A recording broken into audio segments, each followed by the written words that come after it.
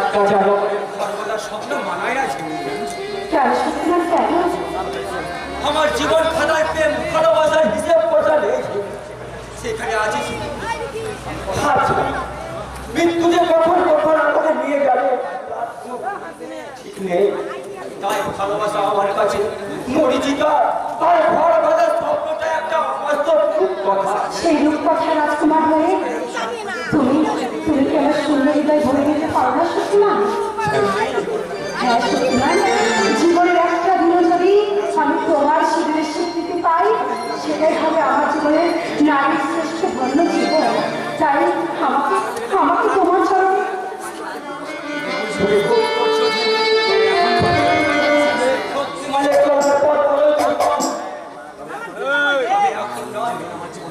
যেদিন আমার জীবনের রণক্ষেত্রে বিজয় নিশান উঠবে, যেদিন এই অন্ধকার সময়ে শত্রুকার সরিয়ে সত্যকারের একটা সত্য সমাজ গড়ে তুলবে, সেদিন আমার মনের মন্দিরে তোমাকে জানাবো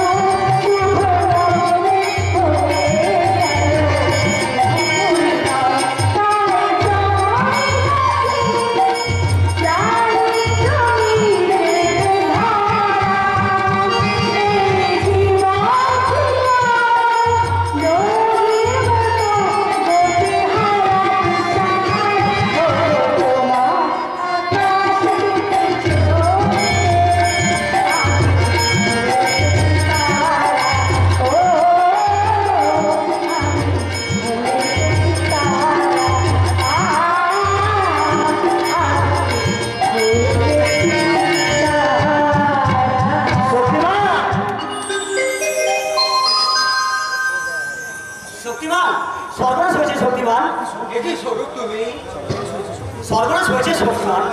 সাব ইন্সপেক্টর কাঞ্চনদা তোমাকে অ্যারেস্ট করতে পুলিশ প্রশ্নে এদিকেই আসছে।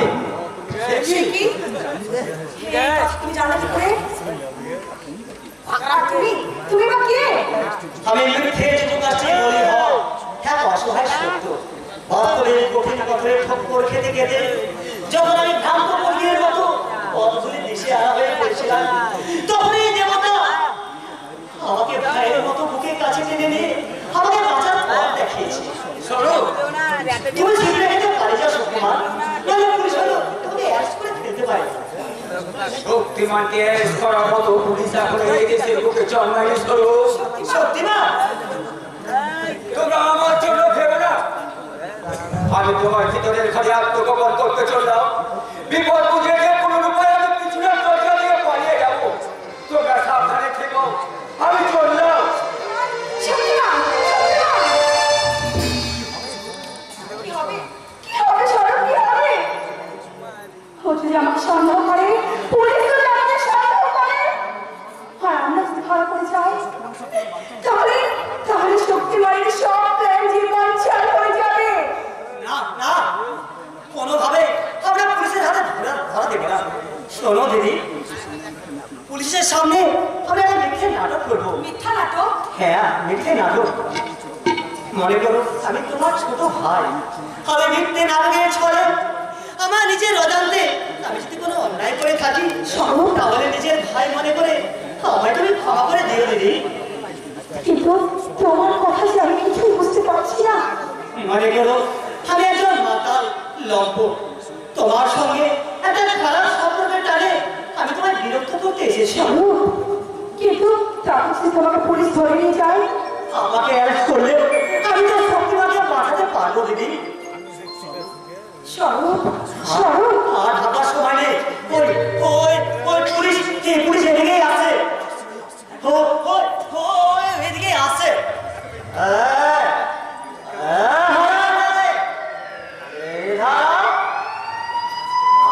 মালগো নিয়ে এখন পেঁয়াজি দর্শ।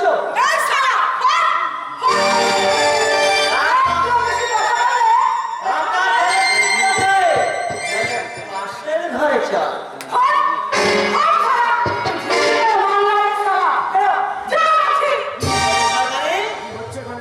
এই, এই, এখানে সব কি হচ্ছে? ভর্তি করতে দেবো বলে 100 টাকা বাইরে নিয়ে এখন কিনা অস্বীকার করছে। না স্যার, না, মিথ্যা বলছে, ও সম্পূর্ণ মিথ্যা বলছে। চুপ চুপ সালে, Shut up! এত অধপতন তোমার? তোমরা ছিলে একজন ভদ্রলোক। ভদ্রলোক ওই আপনাদের সভ্য সমাজে তো আমার নামের পাশ থেকে ওই শব্দটাকে বাদ দিয়ে দিয়েছে স্যার। একদিন বিনা অপরাধে আমার জেল হয়ে গেল, আর ওই জেলে দম বন্ধ পরিবেশ থেকে বাঁচতে আমি জেল থেকে পালিয়ে এলাম। তারপরে একদিন খবরের কাগজে খবর হয়ে এলো সামনালী মুখার্জীর বলাৎকারে আসল আসামি আমি না, অন্য কেউ। অথচ আপনাদের সভ্য সমাজে একজন তো প্রতিবাদ করলো না। কেন অপরাধ না করে আমাকে জেল থাকতে হলো? কেন নির্দোষ হয়ে আমি সারা জেল ভোট আসামি রয়ে গেলাম? স্বরূপ, এই শয়তানি, শুনলি তো আমি নাকি ভদ্রলোক? তাই এবারের মতো ওই 100 টাকা আমি মাফ করে দিয়ে গেলাম, বুঝলে? বিষাক্ত সমাজের ছেলে, এই সমাজকে বিষাক্ত করে তুলেছে। শক্তিমান এদের একজন। হ্যাঁ, শক্তিমান।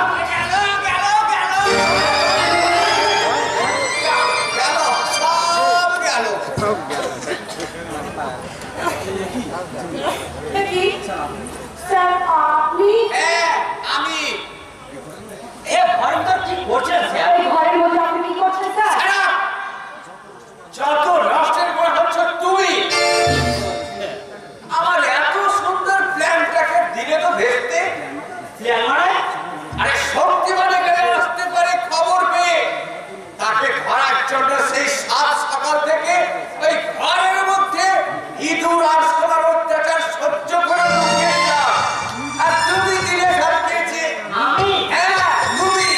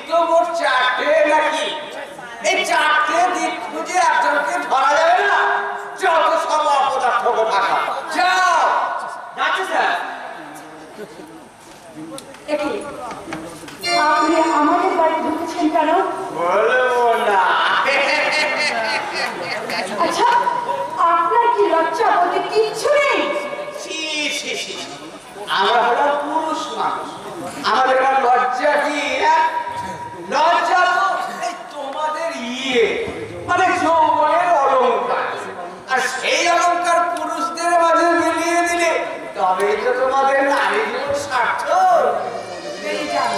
বেরিয়ে যান বলছি, বেরিয়ে যান এখান থেকে। কি? শক্তিমানের সঙ্গে তোমার সব দেখে ফেলেছি, সব শুনেও ফেলেছি। তাই শক্তিমানকে আমি নিজের হাতে গুলি করে মারবো, আর ভাই তোমায় নিয়ে কি করবে আমাকে?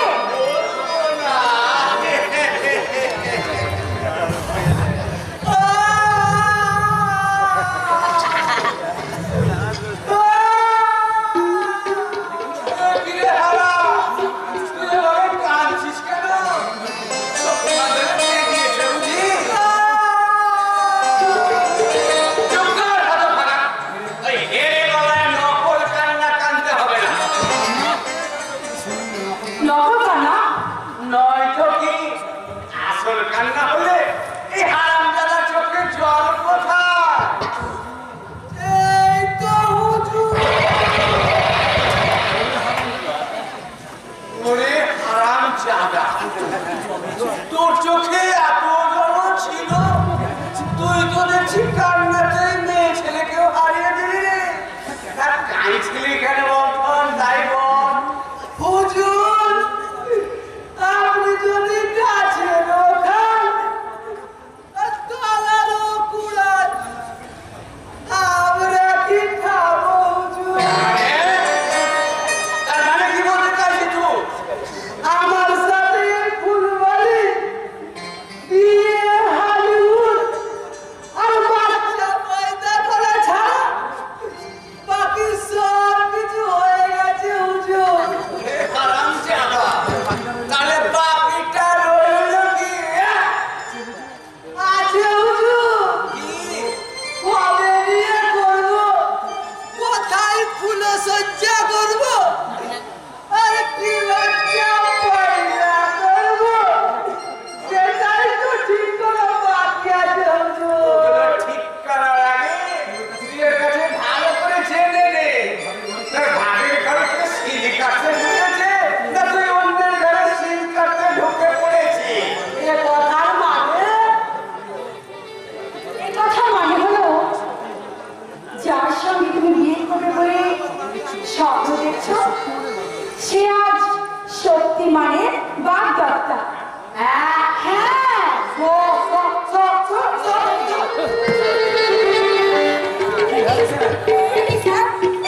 কি হলো স্যার, কি হলো? আরে আরামজাদা মনে হয় এই শক্তিমানের নাম শুনে অজ্ঞান হয়ে গেছে।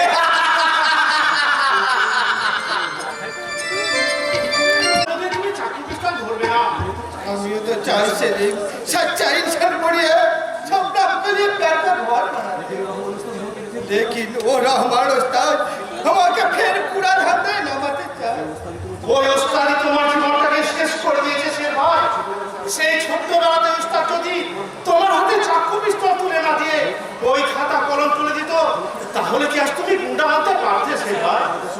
হয়তো এই সভ্য সমাজের একজন সভ্য মানুষে তুমি সমাজের সেবা করতে করবে, দেশের করবে। একটা দিন যেটা পাপ আমি করিয়াছি, ও পাপ পিটারিকে নিয়ে সারা জিন্দগি আমি মানুষের সেবা করবে। আমি সচ্চা ইনসান বানার কোশিশ করবে। কোশিশ কি আছে ভাই? তোমাকে ইনসান বানতেই হবে। সারা সমাজের চোখে আঙুল দিয়ে দেখিয়ে দিতে হবে যে কেউ কখনো গুন্ডা বদমাশ হয়ে জন্মায় না, পরিবেশ পরিস্থিতি তাকে গুন্ডা বানায়।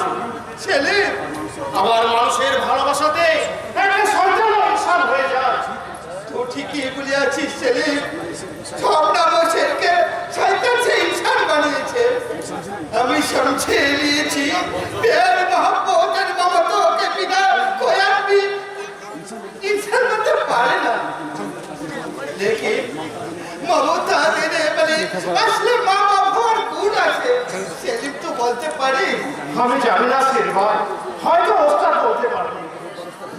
বহুত বার আমি উস্তাদকে মায়ের কথা পুছিয়েছি, কিন্তু উস্তাদ আমাকে এক ছোটা কাহিনী শুনিয়ে বলিয়াছে, শের বেটা তুই যখন ছোট ছিলি তোর মায়ের গ্রামে কেসে ভেঙে গেছে।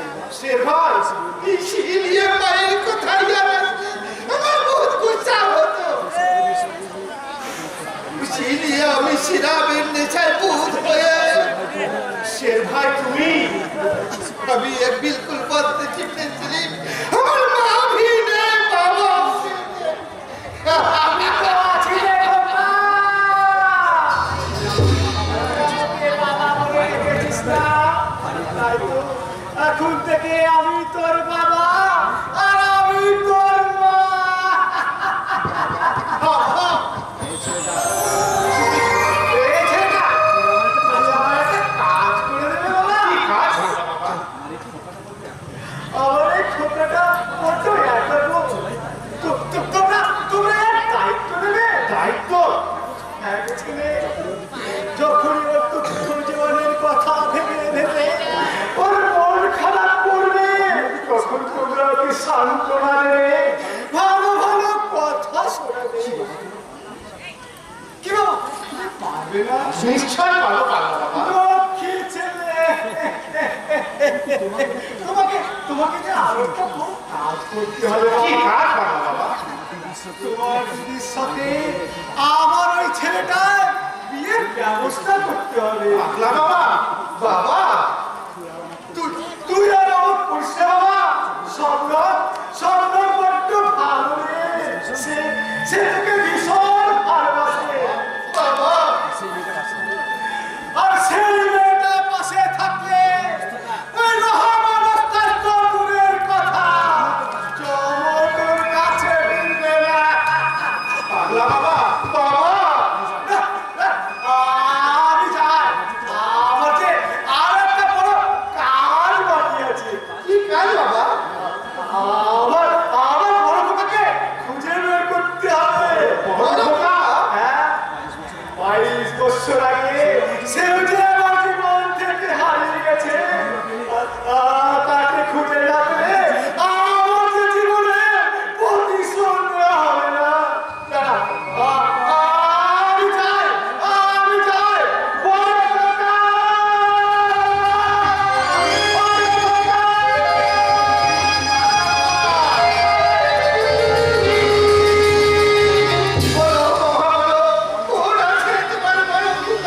আমি জরুর उसके तलाश করবে তার আগে তুমি তোমার জিন্দেগিটাকে তালাশ করো শের ভাই আমার দিদি যে তোমার পথে বসে আছে তার স্বপ্ন তুমি পূরণ করবে না ভেবেছে তুমি করবে আমি शबनम के लिए नया जिंदगी बनाते चाই शबनम के साथ अभी प्यार का घर बनाते चाই তবে এসো শের ভাই আগামী পরে শুভ দিন দেখে আমি তোমাদের বিয়ের ব্যবস্থা করবো এসো এসো শের ভাই তাই চলো শের ভাই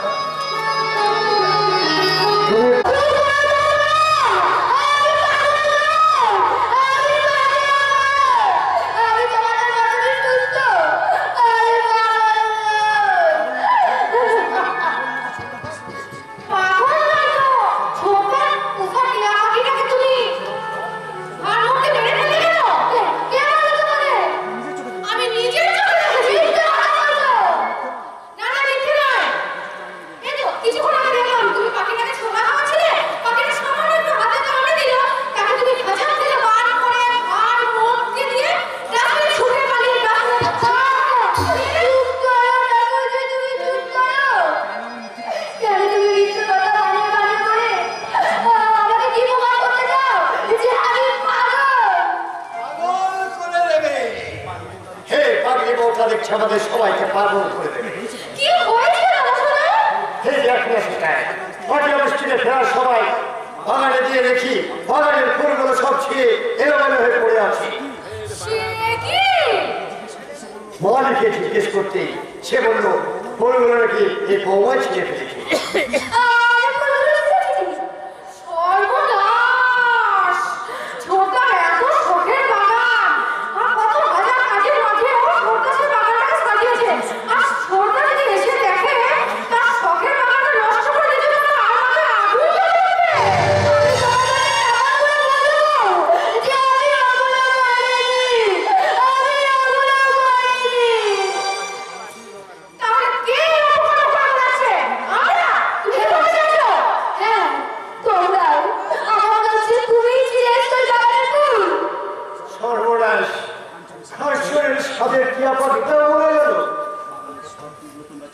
বাগানের সব ফুলগুলো তোমরা ছেড়ে আমার নামে দোষ দিচ্ছ। সারা বিশ্বাস জানে যে বাগানের ফুল আমি একটাও ছিঁড়িনি, একটাও না। ফুল ছিঁড়াটা অপরাধ প্রমাণ মানুষ কথা শোনালি। যে ফুল ছিঁড়তে পারে তার যে কোনো অপরাধ করলে হাত কাঁপে না। ওগো, তুমি বিশ্বাস করো আমি বাগানের ফুল ছিঁড়িনি। এরা কেউ একটু ছিঁড়ে আমার নামে দোষ দিচ্ছে।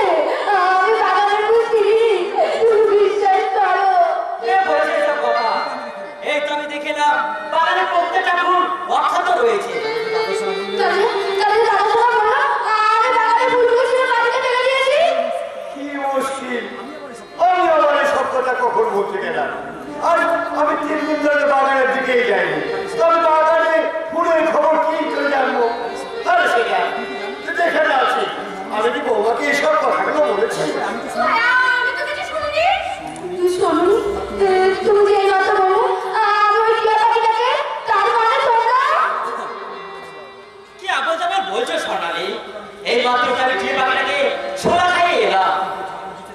কিন্তু কাকু দিদি বললো আমি ওই টিয়া পাখিটাকে ঘরে টিপে মেরে ফেলেছি। আচ্ছা, তোমার কি কোনো কথা খারাপ হয়ে গেছে নাকি তোমাদের? এসব ফালতু কথা আমি বলবো না কখন? তুমি বলোনি? আরে এসব কথা আমি কেন বলতে যাবো বলো তো? এসব কথা আমার বলার মতো কথা হলো নাকি? পাখিটা বেঁচে আছে, অথচ আমি বলবো যে পাখিটা মরে গেছে। কথাটা শুনছি, একদম মিথ্যা কথা বানিয়ে বানিয়ে বলে উঠছি। শোন, শোন, শোন, শোন। তোর বলে কি আমাদেরকে মিথ্যা কথা বলছে? এমনকি দাদা শোনাচ্ছিল। একটা পাগলি মেয়ের কথায় এমন ইমোশনাল হয়ে পড়ছিস কেন? পাগলি মেয়ে? পাগলি না তো কি, আমি দায়িত্ব নিয়ে বলতে পারি বৌমা একটা পথ পায়। না। খবরদার দাদা, আমার স্ত্রীর নামে তুমি একটা বাজে কথা বলবে না। আমি বলছি ও পাগল না। তোর বউ পাগল না তো? সেদিনে দাদা শোনাকে প্রণাম করতে গিয়ে হঠাৎ করে অজ্ঞান হয়ে পড়েছে কি করে? সেটা আর সেদিনের ব্যাপারটা দরকারে ভাই, সেদিন বৌমা বললো নাকি সরব স্যান্ডাল নাকি ওকে রেপ করেছে, আবার কিছুদিন পরে বললো সরব স্যান্ডাল নয় অন্য কেউ রেপ করেছে। কিন্তু আসলে কে কে ওকে রেপ করেছে সেই কথাটাই তো আজ পর্যন্ত বলতে পারবে না। আচ্ছা, শোনা, তোর বউ সত্যি রেপ হয়েছিল তো? নাকি সবার বউকে বিয়ে করার জন্য তোর ঘরে চেপে বসার জন্য রেপ হওয়ার অভিনয় করছে? ঠাকুরজি, কোনো মেয়ে গিফট করে কলম বউ পাকায় না ঠাকুরজি। আর এই সত্যিটা জানতে গেলে হয়তো কেটো লেগে কেউ তো বেরিয়ে করতে পারে। আমি ঘটে দাঁড়াই। আর তোমায় বলতে হবে সোনালি, সেদিন কে তোমার ছিল তাই করেছিল। বলবো তোমার এই দুলালের কথা।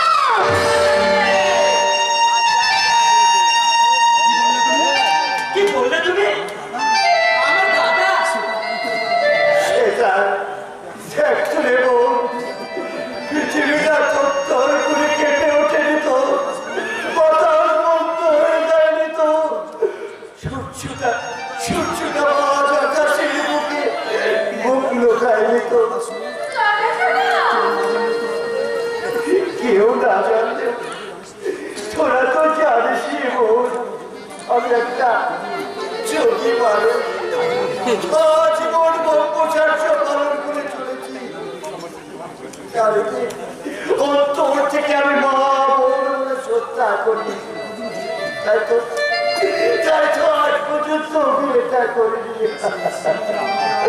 আর সেই কিনা আমার